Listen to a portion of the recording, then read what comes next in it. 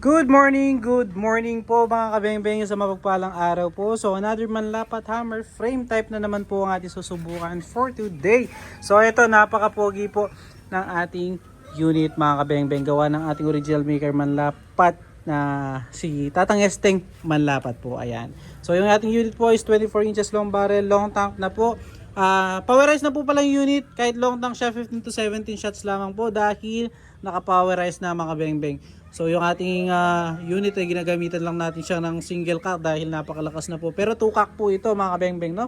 Then original manlapat na silencer po mga kabeng-beng. Gawan mismo talaga ng gumawa ng ating unit para walang maging problema sa silencer po, no? Mahirap kasi yung pag bumili ka ng separate na silencer then maglalagay ka, di mo alam kung magkakasabit or naka-align talaga doon sa barrel yung lalagay natin silencer. So ito grouping test natin mga beng-beng bago natin ibigay sa ating kabeng-beng na si Sir Israel.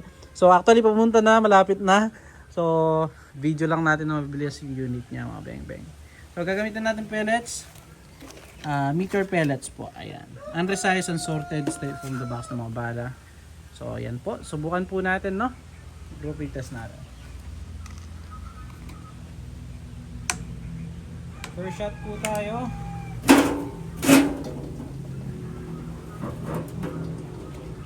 First shot.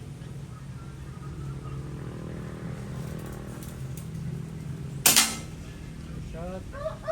Second shot.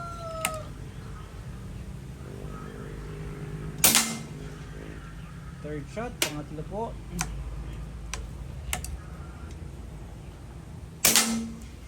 Pang-apat.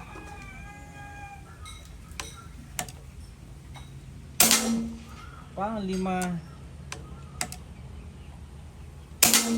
Pang-anim. Pang-pito.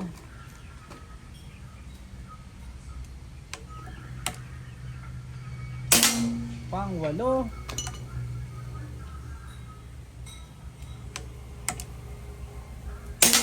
Pang-siyam. At pang-sampu.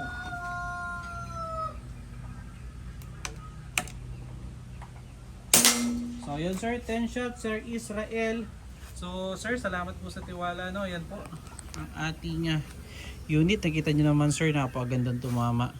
So halos pellet to pellet po mga kabeng-beng. So kung makikita mo sir, ayan yung kanyang patama. 10 shots po, ayan, pinakamalit natin daliri sir. So hindi to nabakbak lang po yan dahil nababakbak yung pintura pag tumama yung ating pellet, no?